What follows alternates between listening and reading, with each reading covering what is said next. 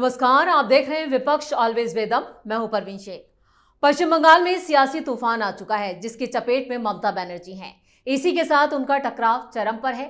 SIR पर TMC का हंगामा और बवाल जारी है, जिसको लेकर चुनाव आयोग को 10 और ऑब्जर्वर बंगाल भेजने पड़े। इधर ईसी ने बंगाल के अधिकारियों को नोटिस भेजकर बड़े एक्शन का संकेत दे दिया है। वहीं ईडी ने भी कोलकाता में डेरा डाल दिया है। सुप्रीम कोर्ट में सुनवाई से पहले ही ईडी काफी एक्टिव है। आईपैक के खिलाफ जांच तेज है। कभी भी प्रतीक जैन गिरफ्तार हो सकते हैं। ममता बनर्जी की आईपैक के साथ लगातार मीटिंग हो रही है, जिससे साफ है कि ममता की चुनावी रणनीति प्रभावित हो चुकी है। इधर चुनावी रणनीति को लेकर कांग्रेस में भी बैठकों का दौर चल रहा है। केरल में बैकफुट पर आए राहुल गांधी अब शशि थरूर को मनाने में जुटे हैं, तो बिहार कांग्रेस में हावी गुटबाजी ने पार्टी का बंटाधार कर दिया है। बिहार कांग्रेस में अब नई सियासत सुलग रही है। कभी भी राहुल गांधी को बड़ा झटका लग सकता है। इन मुद्दों पर चर्चा के लिए स्टूडियो मौजूद हैं कैपिटल टीवी के editor in chief doctor Manish Kumar और एग्जीक्यूटिव एडिटर राजीव कुमार। आप दोनों का बहुत बहुत स्वागत है। धन्यवाद। डॉक्टर साहब, जिस तरह से सियासी गर्मी बंगाल की बढ़ चुकी है, खासतौर से कोलकाता में इस वक्त सियासी तापमान बहुत ज्यादा है। ईडी डेरा डाल चुकी है और लगातार ममता बैठकें कर रही है आईपैक को लेकर, तो क्या पूरी तरह से जो ममता की चुनावी रणनीति है वो धराशायी हो गई? देखिए, चुनावी रणनीति तो अपनी जगह पे है। चुनाव की घोषणा होगी तब रणनीति देखा जाएगा जी। ममता बनर्जी के सामने जो क्लियर एंड प्रेजेंट डेंजर है वो ये कि उनके सारे लेफ्टिनेंट वो कोर्ट और ईडी के निशाने पे आ गए।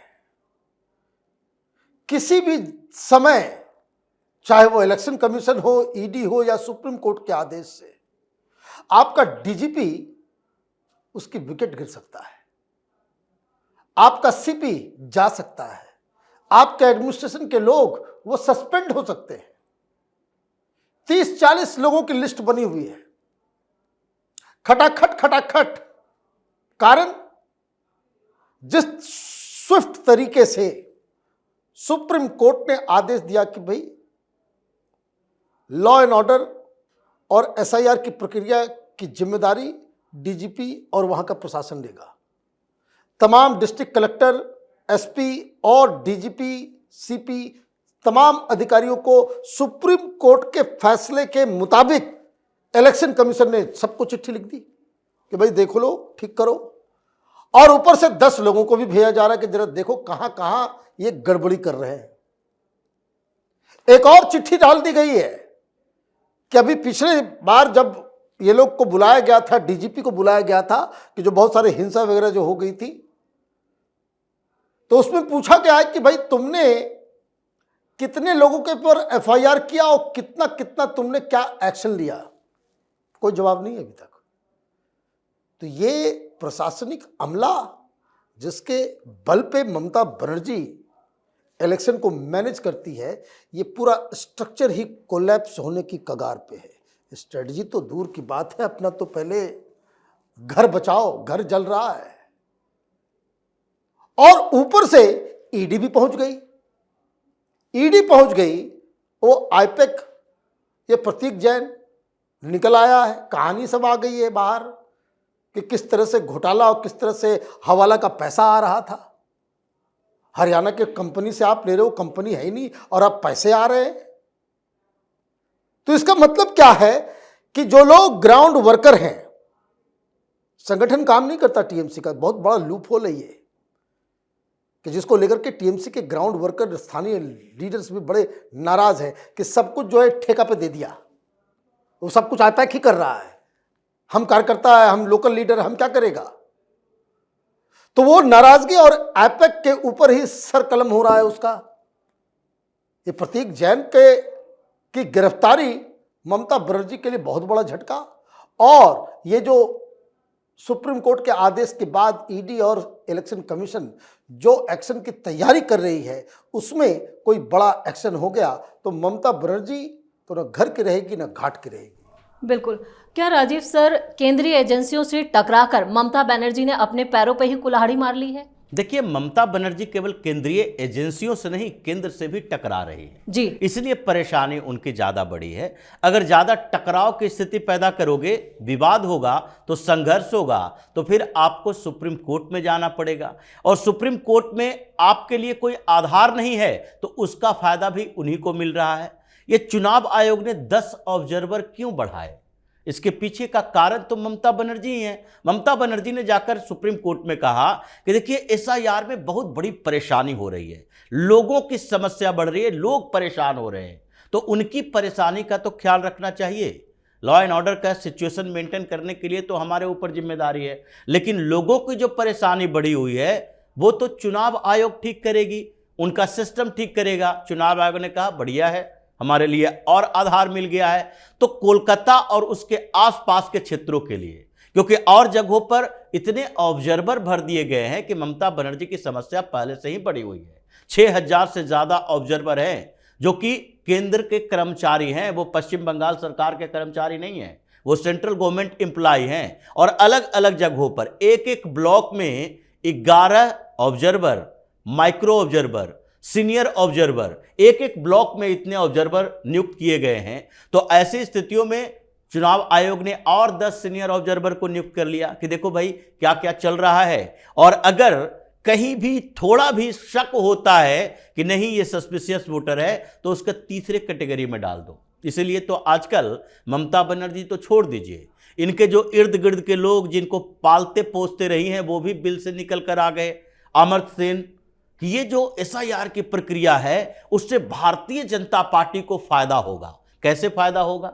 एसआईआर की प्रक्रिया से फायदा का मतलब यही है कि फर्जी वोटर जो हटाए जा रहे हैं वो ममता बनर्जी ने बनाए थे, आईपैक यही तो कर रहा था। इतने सालों से आईपैक की भूमिका पश्चिम बंगाल में यही थी। 2021 के चुनाव में प्रशांत किशोर भी था, और 2021 का पूरा मामला आईपैक का अभी चल रहा है। जो ईडी की टीम निगरानी कर रही है वो प्रतीक जैन ही नहीं, प्रशांत किशोर की गिरफ्तारी की भी तैयारी होगी। ये 2023 तक एक्टिव रहा, और ये मामला 2021 का है, जब चुनाव के पहले इन लोगों ने अपने अकाउंट में ट्रांजैक्शन दिखाए थे 13.5 करोड़ रुपया, कि 13.5 करोड़ रुपया हमने एक कंपनी से ली है, Ram Setu infrastructure private limited, जो हरियाणा में काम करती है, और ये 13.5 करोड़ रुपया लोन लिए हैं।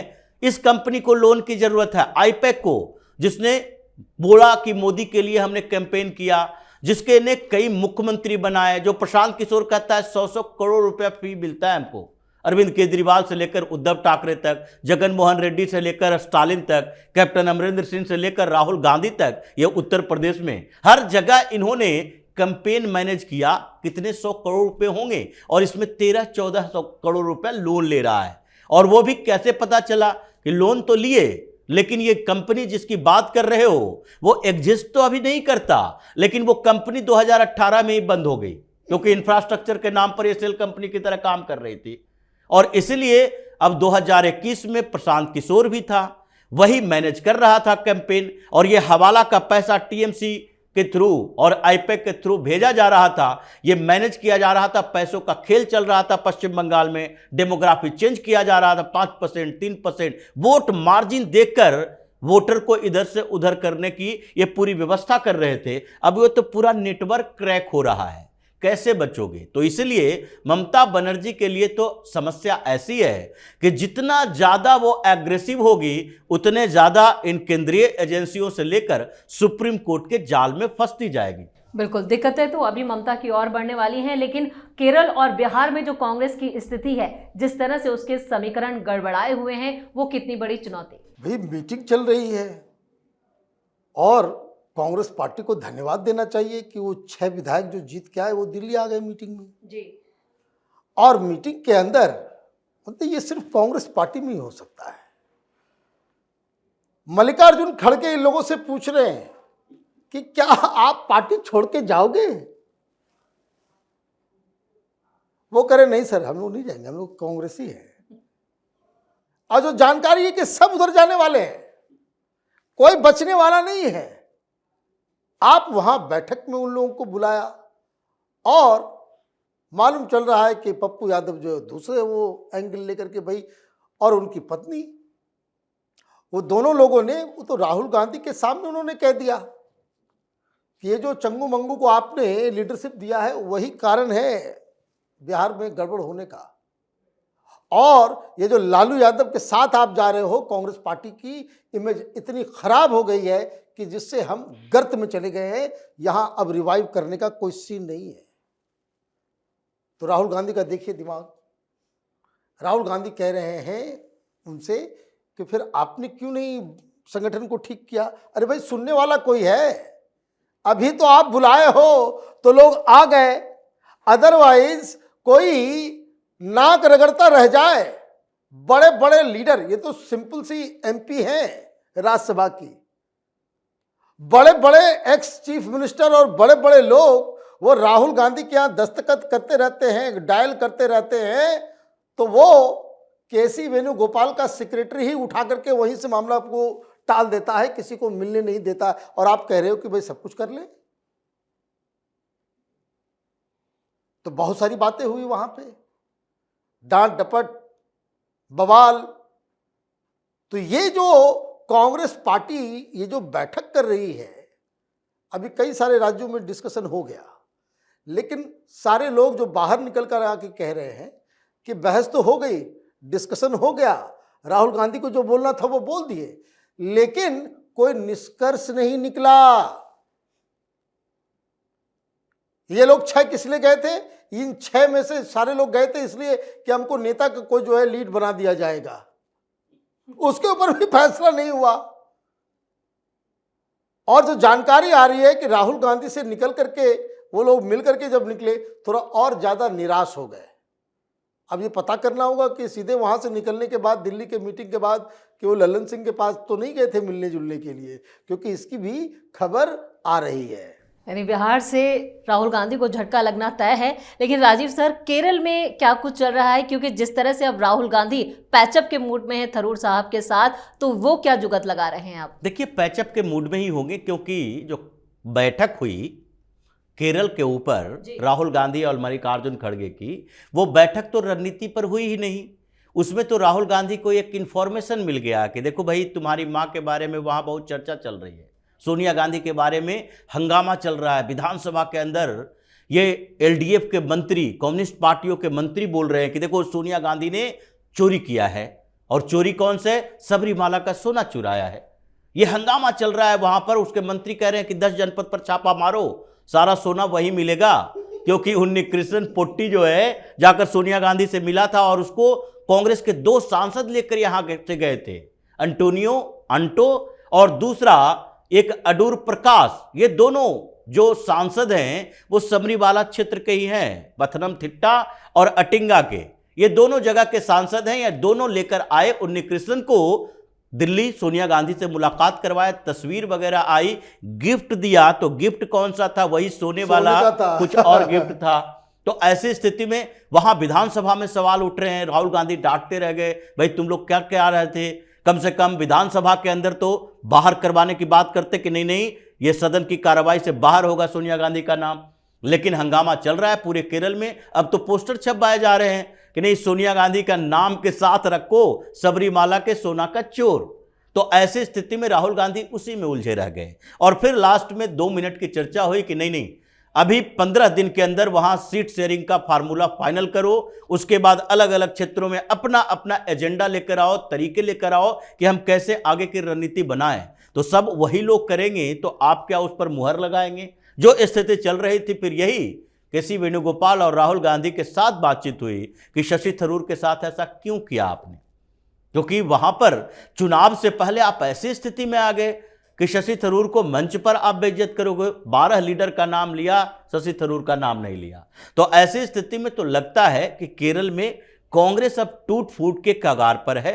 अब इस बेइज्जती के बाद शशि थरूर ने तो ठान ही लिया होगा कि चुनाव के समय तक, क्योंकि पहले उनको लगता था कि चलो सेंट्रल लीडरशिप की बात अलग है, दिल्ली में बैठे हुए राहुल गांधी, सोनिया गांधी के इर्द गिर्द के लोग उनको ज्यादा भाव नहीं देते। लेकिन अगर केरल के अंदर केरल की कांग्रेस भी ऐसे उनको इग्नोर करने लगे, बेइज्जत करने लगे, तो उस पार्टी में जाएंगे कहां? कहां पर उनके लिए जगह होगी। केरल में भी कोई मीटिंग में नहीं बुलाया जाएगा, न मंच पर बुलाया जाएगा, तो अपना ही मंच तलाश करना पड़ेगा। इसलिए केरल में कांग्रेस टूट फूट के कगार पर है और वहां पर राहुल गांधी के लिए जो थोड़ी बहुत संभावना थी कि नहीं इस बार नेतृत्व सत्ता परिवर्तन हो जाएगा, वो परिवर्तन की उम्मीद भी खत्म होती जा रही है।